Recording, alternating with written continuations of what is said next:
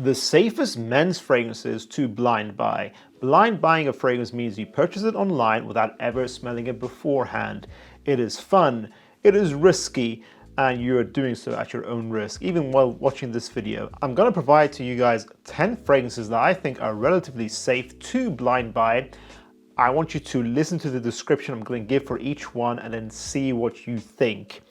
There's always some risk when blind buying. Let me repeat that. There's always some risk. However, some fragrances are so lovable that most people, when you buy them, you've got to enjoy these fragrances. They kind of all have their own style, but you need to kind of also appreciate how I'm describing them to see if the blind buy is more safe for you. Blind buying is not something I generally recommend. It's always going to have some risk unless you have lots of money, but also generally the more affordable a fragrance is, the less risky a blind buy is as well, because obviously you're not making too much of a financial risk. Hopefully these fragrances make sense to you. Let's begin.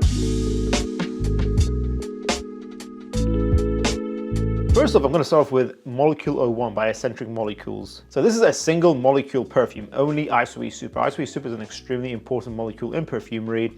It makes a lot of fragrances mass appealing. It works differently on everyone's skin, so it's kind of a magic, some people call it like a pheromone perfume, because it kind of interacts with your own skin chemistry, where it really does smell different on everyone. It lasts a long time. It'll get you a lot of compliments. It's a kind of a molecule that smells like nothing out of nature. It's not a natural molecule. It smells a bit woody, a little bit velvety, smooth, a little bit musky. It definitely smells like something out of a lab, but it smells very pleasant. So Molecule 01 is pure Isoe Super, and Molecule 02 is Ambroxan, which could also be on this list, to be honest. They're both very pleasant molecules on their own. They really make a lot of fragrances mass appealing. They're used very frequently nowadays.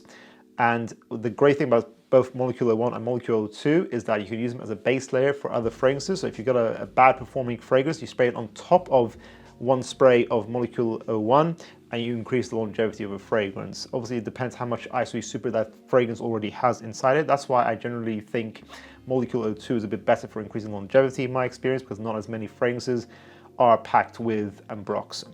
The second fragrance that can be on here as well is Parfum de Marly's Percival. I'm always talking about this fragrance but never actually purchasing a bottle, because I know what the kind of fragrance it is. I had a 10 ml sample, I really liked it. It got me a lot of compliments. So if you want a really designer-esque niche fragrance that lasts a really long time, you get a lot of compliments, go for Percival. It is their take on the Fierce DNA as far as I can tell.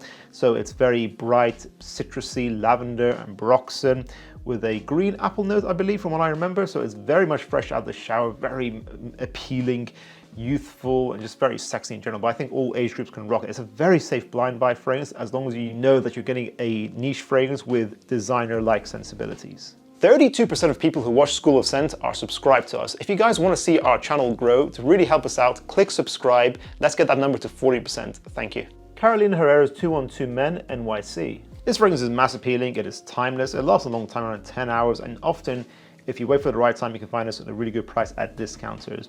It smells like a fresh out of the shower, musky fragrance that a lot of men like this kind of style, with a hint of greenness as well. It's very sexy, very easy to reach for. This is a dumb reach fragrance that kind of stands out from the rest of the blue crowd nowadays. And that is why I still recommend this fragrance often for people who just want a more unique signature, something that's quite youthful, that also works for the older gentlemen. So again, a very safe, inoffensive fragrance that has some character to it. Chanel's Allure Homme Sport. This is a very safe fragrance. You could put Versace Pour Homme in this part of the video as well. They're both very much citrusy, musky, light aquatic fragrances with some sharpness in there, whilst Chanel's Allure Homme Sport is more on the smooth side, a bit more creamy, a bit more Chanel elegant chic. And I kind of basically just recommend you go for this. It's a bit more money, but it's very hard to dislike this. Again, it's going to be many compliments, and the only risk you may have with Chanel's Allure Homme Sport is that some people may go anosmic or nose blind to this. You may not think it lasts a long time on you, but I do think this does last a long time. My bottle, at least,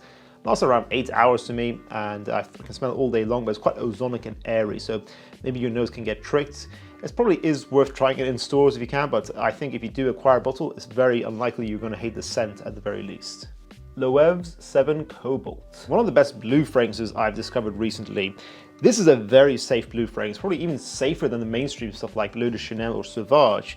It is like the mainstream sensibilities of Invictus, that fruitiness from Invictus, had a baby with something like YSL's Y line, but it smells niche. The blend is really nicely done. They kind of took the blue mass appeal, the craze that they saw in the market, and they made it just better. I think this Spanish brand, Loewe, has just really improved on that kind of DNA. It smells kind of Spanish, honestly. It's very light and tropical in a way. I feel like a really nice, handsome man in Spain would wear something like this in the sun. It lasts about 6 hours, but the blend is beautiful. I do not think you can hate on this. I think this works for younger guys and for older guys who just want to smell sexy and have a nice, fresh, and easy to reach for fragrance, a dumb reach. Acqua di Gio's Parfum. So when we discuss fragrances like Chanel's Allure Sport or Versace Pour Homme, you need to discuss the Acqua di Gio line. It kind of all fits in that really mainstream, classical, aquatic-esque perfumery. Acqua di Gio is definitely aquatic. It's a classic DNA. A lot of girls love this DNA, and I think this specific concentration actually won our public reactions video when we went and tested it in the summertime. So it's still easily loved. Again, another timeless DNA. The Parfum is fantastic. I had to get a bottle because it's currently my favorite concentration of Acqua di Gio. This kind of resurrects the old Essenza. A lot of people think it's similar to Perfume. That's not the case in my opinion. A lot of people just haven't tried Essenza. This smells like the metallic, masculine, herbal flanker that was Essenza, that was beastly. This fragrance is great in its longevity, but it's not as loud as Essenza. They've kind of smoothed it out and toned it down, which is fine. I think it's really nice. And it's more of a medium projecting. I was getting 12 hours longevity with my sample of this fragrance. Very impressive. It's really sexy. I think it's better than the original, most likely, because of just how much better it performs. And it's not as mature as Perfume, so I feel like both younger and older guys can rock this, and it has more character than the Eau de Parfum. So I don't recommend the Eau de Parfum or the original. Probably don't need to get it. I would say get the Parfum. It's currently my favorite concentration out of the line. Dolce & Gabbana is the one Eau de Parfum. The safest of all date night fragrances. Is a classic DNA that is natural, balanced, and will never annoy you. It will never annoy her. This is like a very safe first date fragrance, for example.